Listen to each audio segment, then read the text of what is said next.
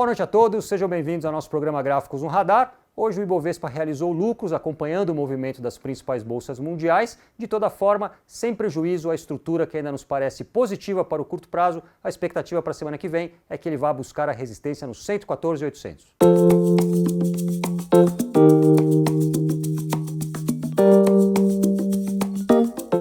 E após 3 pregões de forte alta, hoje o Ibovespa realizou um pouco de lucros. Neste momento ele cai 0,69% aos 113.278 pontos. Ele tem para a semana que vem principal resistência na reta que está passando nos 114.800 e do lado inferior, suportes marcados aos 112.400 e aos 111.000 pontos. Vamos atualizar o saldo do investidor estrangeiro na nossa bolsa. A B3 reportou que na última quarta-feira, dia 22, houve saída de 1.493 bilhões de reais e com isso, em setembro, o valor ficou negativo em 4 bilhões de reais. Já no acumulado do ano, o fluxo é positivo em 43 bilhões de reais. Na Europa, as bolsas fecharam no campo negativo, mas nos Estados Unidos elas reagiram agora no final do pregão. No caso do S&P 500, ele virou para alta de 0,22% aos 4.458 pontos. Vai em busca da base do canal de alta que ele havia perdido na semana passada e que agora vai oferecer resistência aos 4.487 pontos. Este seria o primeiro ponto decisivo para o índice. O mais importante seria lá em cima na sua máxima histórica, que ficou nos 4.544.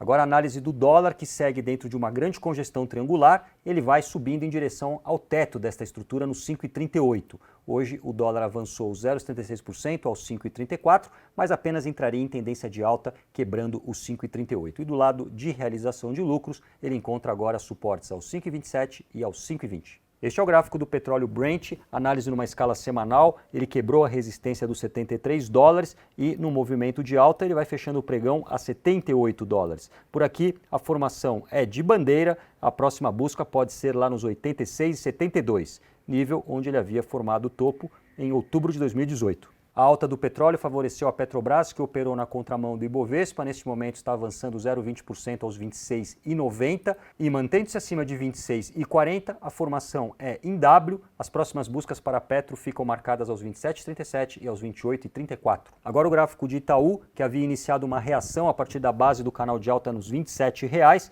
Hoje, o banco realizou um pouco de lucros, nesse momento queda de 1,36% aos 28,32, mas para a semana que vem ele ainda tem espaço até encontrar resistência nos 29,66 ou mais acima no topo recentemente formado nos 31,28. Analisando agora os ativos solicitados pelos nossos investidores, começando com o Banco Santander ON, aqui a estrutura é um pouco mais negativa, já que ele perdeu a base do canal de alta que passava na região dos 16,86 e no pullback ele vai tentando voltar para dentro deste canal, mas não está conseguindo. Hoje um pregão mais negativo, ele cai 2,5%, está trabalhando aos 16,40.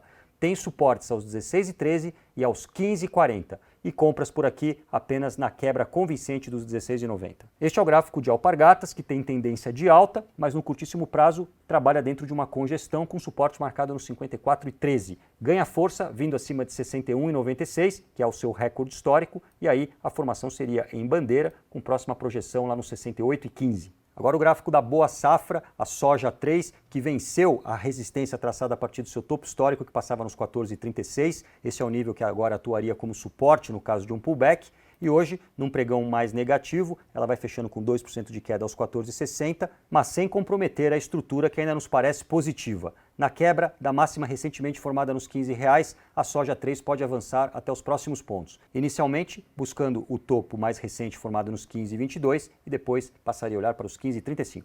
O gráfico da Embraer eu analiso numa escala mensal, a tendência é de alta, o ativo venceu a forte resistência nos 20,67 e segue avançando, quebrou também o nível dos 22,66, agora vai forçando os 23,98. Hoje ela vai fechando a semana abaixo desse ponto, aos 23,89, mas para a semana que vem, se conseguir quebrar os 23,98, a próxima busca seria nos 25,30. Este é o gráfico da Camil numa escala semanal, por aqui a estrutura é de alta e o ativo encontrou fundo na região dos 9,22, nível onde pode iniciar uma reação. Se conseguir quebrar a primeira resistência nos 9,93, a gente poderia traçar uma bandeirinha que teria uma projeção de objetivo apontando inicialmente para os 10,77. A Enjoei tem tendência de baixa, topos e fundos descendentes, ela trabalha dentro de um canal, o próximo suporte fica marcado nos 4,50. Hoje ela fecha o pregão com uma forte desvalorização aos 4,74 e apenas retomaria a força compradora se vencesse o teto do canal, lá nos 5,45. Gráfico da Gol numa escala semanal, aqui o ativo tenta encontrar fundo na região dos 16,57 e nesta semana conseguiu vencer a primeira resistência nos 19,99. Hoje a Gol sobe 1,40% aos 21,82 e mantendo-se acima de 19,99, para a semana que vem ela passaria a olhar para os 24,55. No último Fique de Olho, mostramos o gráfico da Aliança Sonai, que ganharia força na compra se vencesse a resistência nos 24,55. Hoje, ela acompanhou a queda da Bolsa, vai fechando com baixa de 1,10% aos 23,30, mas, mantendo-se acima dos 22,70, que é a base do grande triângulo, o ativo ainda permanece com uma tendência neutra e acima de 24,55 a projeção seria nos 27,70. E vamos ficar atentos ao gráfico da PetroRio, que hoje foi um dos destaques positivos, subindo 3,92% aos R$ 22. Ela vai forçando a resistência dos 21,99. Caso confirme a quebra deste número, ela passaria a olhar para os 23,71. Bem, pessoal, essas foram as análises que eu separei para hoje. Tenham todos um ótimo final de semana. Até segunda-feira.